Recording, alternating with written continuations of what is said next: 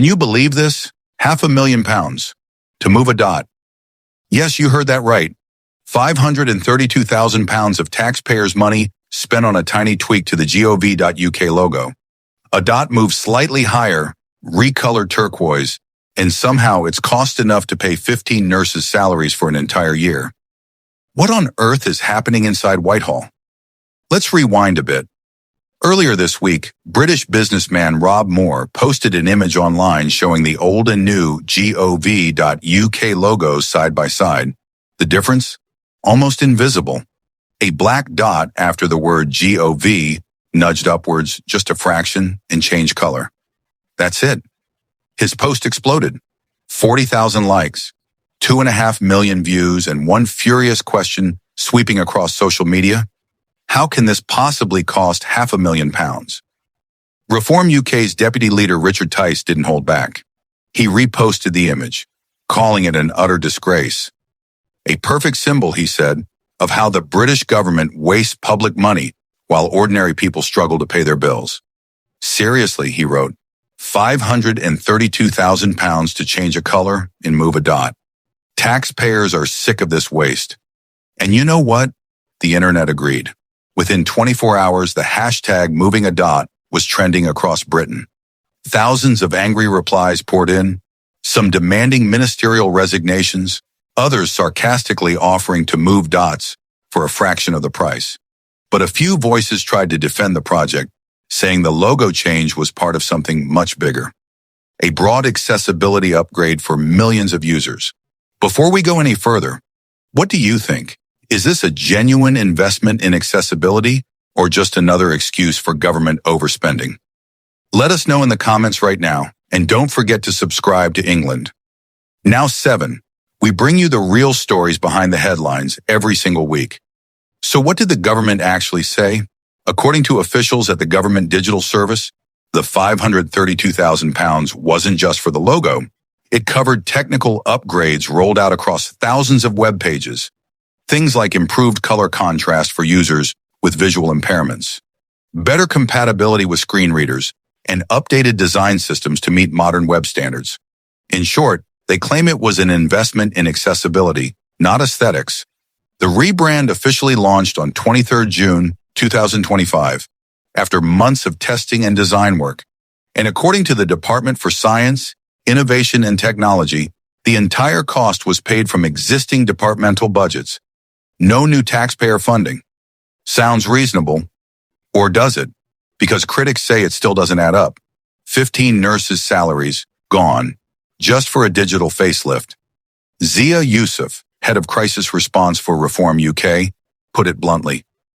This sums up everything wrong with Labour's approach. £500,000 on pixels, while NHS queues grow and families tighten their belts. Strong words, but is she right? Let's look at the bigger picture. Britain's government spends billions every year on digital transformation, trying to modernize outdated systems. gov.uk handles over 50 million visits a month, making it the single most used public website in the country. So maybe, just maybe, this is the cost of staying up to date in a digital world. But then again, £532,000 to shift a dot? Couldn't that have been done more efficiently? Here's something else to consider: the government's defense. A spokesperson clarified that 2 of the 3 contracts for the rebrand had already been signed under the previous Conservative administration, before Labour even took office. In other words, this wasn't a brand new Labour project. It was a continuation. The current government simply chose to expand the work into consumer-friendly products like the new gov.uk app and gov.uk chat feature. So who's really to blame here?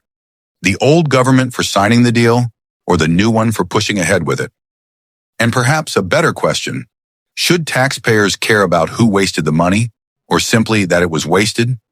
Meanwhile, many civil servants privately mocked the redesign, calling it tacky and unnecessary, while design professionals pointed out that accessibility improvements are crucial and often underestimated.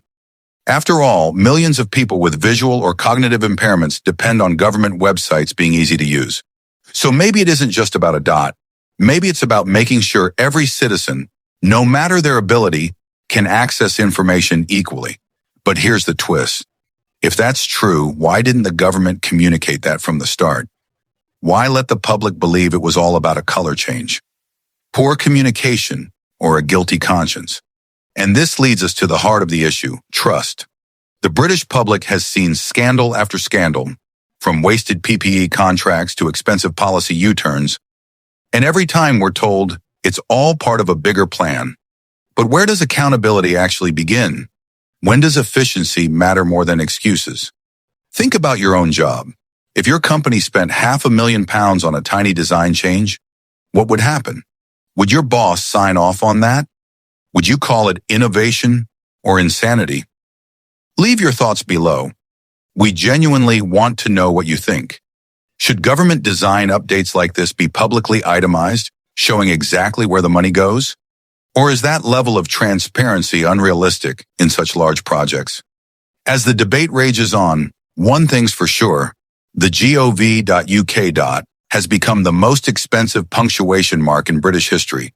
And whether you see it as a symbol of progress or pure waste, it's got everyone talking.